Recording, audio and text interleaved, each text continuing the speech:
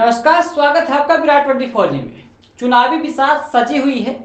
कहीं भाई भाई के बीच मुकाबला तो कहीं चाचा भतीजे के बीच। कहीं भाई के खिलाफ भाई दूसरी पार्टी से प्रचार कर रहा है तो कहीं चाचा भतीजे चुनावी ताल ठोक रहे हैं। हम बात कर रहे हैं रीवा जिले की देवतोला विधानसभा सीट की, जहां से निवर्तमान विधानसभा अध्यक्ष गिरीश गौतम भारतीय जनता पार्टी से तो उनके सगे भतीजे पद्मेश गौतम कांग्रेस पार्टी से चुनाव मैदान में है।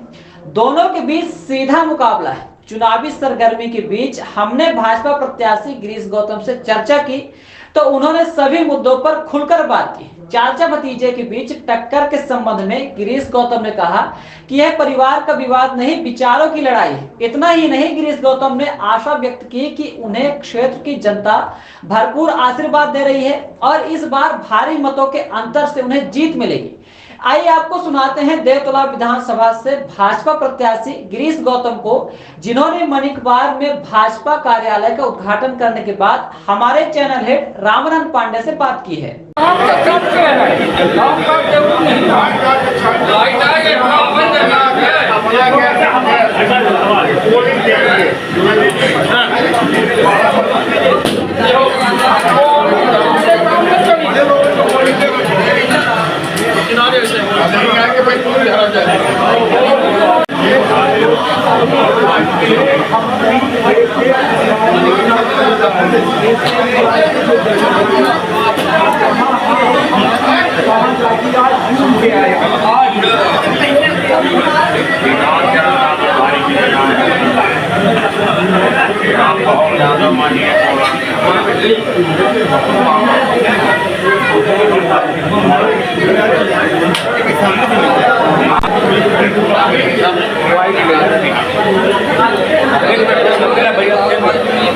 हमारे साथ है देवतोला विधानसभा से भाजपा प्रत्याशी गिरीश गौतम जी, निवर्तमान विधानसभा अध्यक्ष है और ये देवतोला से प्रत्याशी। चलिए जानते हैं कि किस तरह से विधानसभा अध्यक्ष को समर्थन मिल रहा है और आगे क्या योजना है। अध्यक्ष जी, कैसा समर्थन मिल रहा है? भरपूर जन समर्थन है। जनता पूरी तरह से आशीर्वाद देने को तैयार है और 17 तारीख को जा करके चौथी बार पहले बार इस बार में क्या किस तरह से विकास को जनता जो है पूरी तरह से समर्थन दे रही है। उसको अच्छा लगता है कि अच्छा काम हुआ है, इसलिए उसको चर्चा के दरमियान जब कोई बात आती तो कहते कि नहीं बेहतरीन काम हुआ है और उसका जो पारितोषिक है जनता देगी और आशीर्वाद के रूप में देगी और कमल का बटन दबा करके देगी।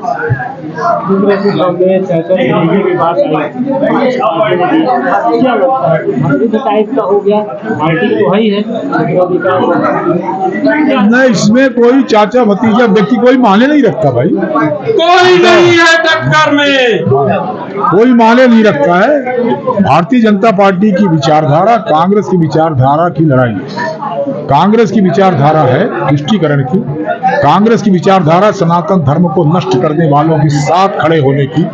यदि स्टालिन का लड़का कहता है कि सनातन धर्म कोरोना डेंगू है जिसको खत्म करने के लिए हमारा इंडिया गठबंधन बना हुआ है, कांग्रेस उसके साथ खड़ी हुई है और भ्रामक तौर पर इंटरव्यू देके कहती कि उसका व्यक्तिगत बयान है, हमारा कोई बयान नहीं है। ठीक उसके दूसरे दिन जो कांग्रेस के अध्यक्ष हैं खड़गे साहब, उनका लड़का जो कर्नाटक मंत्री है, वो ये कहता है कि सनातन धर्म एड्स है जिसको खत्म करने की आवश्यकता है।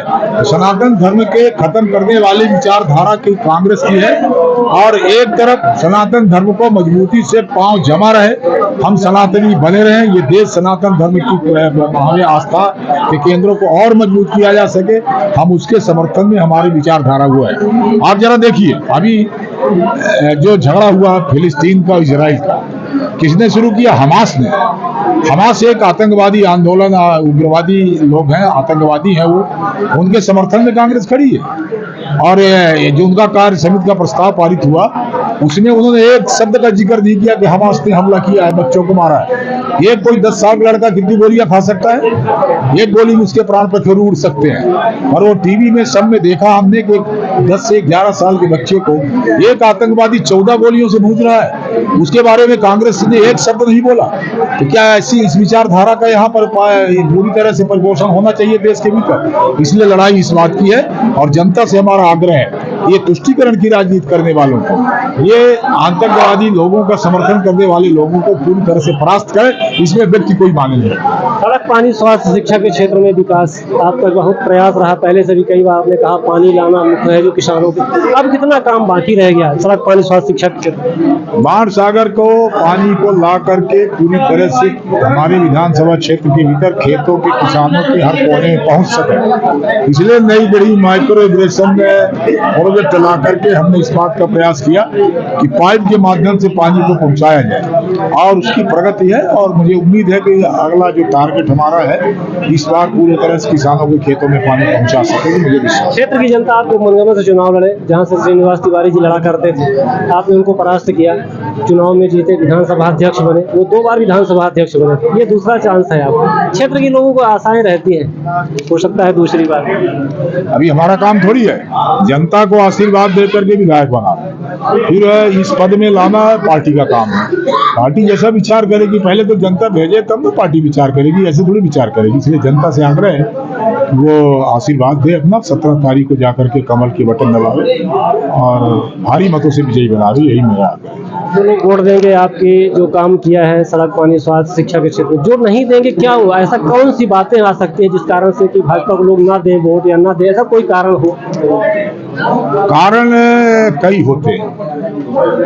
कुछ लोग होते हैं जो पूरी तरह से एडामेंट होते हैं, हमको नहीं देना, सब लेने के बाद भी नहीं दे रहे हैं।